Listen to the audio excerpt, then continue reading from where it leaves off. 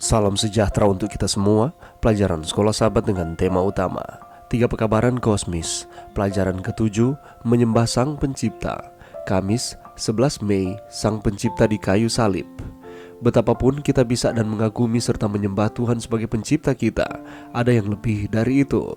Seperti yang telah kita lihat, tetapi layak untuk dilihat kembali, adalah gagasan bahwa pencipta kita juga adalah penebus kita.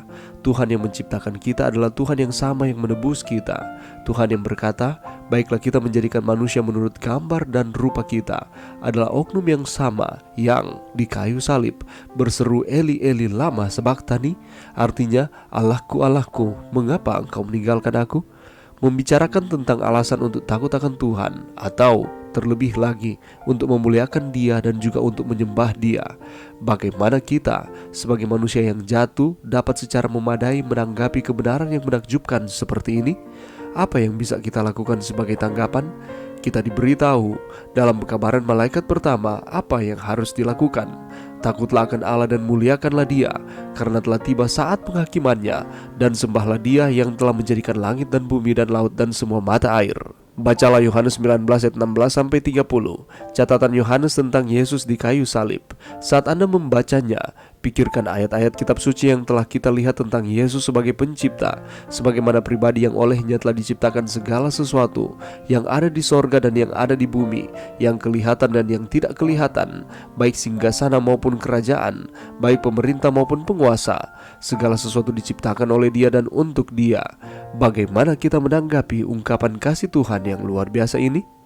Pekabaran malaikat pertama untuk menyembah Sang Pencipta datang setelah salib, setelah diketahui oleh alam semesta yang menyaksikan dan para pengikut Kristus bahwa Dia yang telah menjadikan langit dan bumi, laut dan mata air adalah pribadi yang sama yang meskipun menjadi Tuhan mengambil rupa seorang hamba dan menjadi sama dengan manusia. Dan dalam keadaan sebagai manusia, Ia telah merendahkan dirinya dan taat sampai mati, bahkan sampai mati di kayu salib. Sungguh suatu tontonan yang luar biasa bagi mereka yang mengenal Yesus sebelum Dia datang ke bumi sebagai manusia. Tidak heran makhluk surgawi juga menyembah Dia. Adapun kita ditebus oleh darahnya, apalagi yang bisa kita lakukan selain menyembah pencipta dan penebus kita? Mengapa gagasan dalam terang salib tentang manusia yang jatuh dapat menambahkan sesuatu pada apa yang Kristus lakukan di kayu salib merupakan gagasan sesat? Manakah dari pekerjaan kita yang dapat menambah apa yang telah dilakukan Sang Pencipta bagi kita?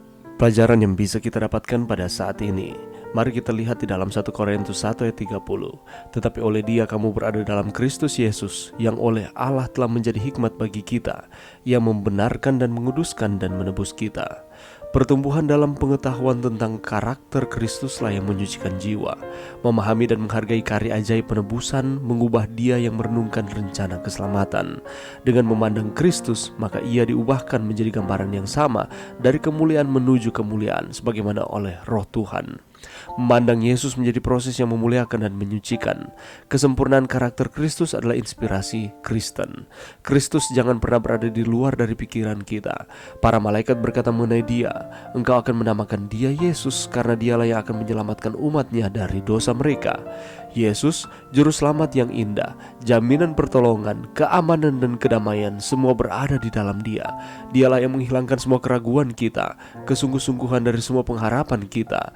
Betapa berharga pemikiran bahwa kita memang mengambil bagian dari sifat ilahi. Dengan begitu kita bisa menang sebagaimana Kristus menang. Yesus adalah kegenapan pengharapan kita. Kuasa Kristus harus menjadi penghiburan, pengharapan, puncak kebahagiaan dari setiap orang yang mengikuti Dia dalam pertempuran dan pergumulan hidup. Pengorbanannya di kayu salib adalah pengorbanan yang sempurna, karena Kristus mempersembahkan tubuhnya sendiri untuk menjadi korban penebusan dosa. Ia sendiri telah memikul dosa kita di dalam tubuhnya di kayu salib. Karena itu Ia sanggup juga menyelamatkan dengan sempurna semua orang yang oleh Dia datang kepada Allah. Itulah sebabnya kita harus ada di dalam Kristus, merenungkan akan firman-Nya, berkomunikasi setiap saat dengannya lewat doa-doa kita. Sebab Ia hidup senantiasa untuk menjadi pengantara kita. Sebab Imam besar yang demikian demikianlah yang kita perlukan, yaitu yang saleh, tanpa salah, tanpa noda, yang terpisah dari orang-orang berdosa dan lebih tinggi daripada tingkat-tingkat sorga, yang tidak seperti imam-imam besar lain, yang setiap hari harus mempersembahkan korban untuk dosanya sendiri, dan sesudah itu barulah untuk dosa umatnya. Sebab hal itu telah dilakukannya satu kali untuk selama-lamanya, ketika ia mempersembahkan dirinya sendiri sebagai korban. Ibrani 7:25-27. Yesus yang adalah Allah, dia menjelma menjadi manusia. Dia rela datang ke dunia ini untuk menebus manusia dari setiap dosa, memberikan keselamatan kepada mereka yang percaya kepada Tuhan. Sebagaimana seorang imam besar, Kristus bukan hanya mempersiapkan korban kepada Bapa, tapi ia sendiri yang menjadi korban persembahan tersebut. Itulah sebabnya kita harus menghargai pengorbanan Kristus dalam kehidupan kita, walaupun banyak orang yang tak menghargainya, malah menganggap remeh pengorbanan Kristus ini.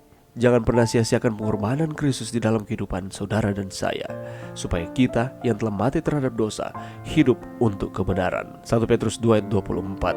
Allah yang telah menciptakan dunia ini merupakan Allah yang telah menjelma menjadi manusia, yakni Yesus, mati bagi kita, menebus kita, dan menjadikan kita umat-umatnya. Marilah kita terus setia kepada Tuhan. Mari berdoa. Terima kasih Tuhan atas firman-Mu pada saat ini. Bantu kami Tuhan untuk kami terus setia kepada Tuhan, karena Engkau telah melakukan segala sesuatu untuk kami. Bahkan Yesus mati dan mengampuni kami dari setiap kesalahan kami. Ini doa kami di dalam nama Yesus. Amin.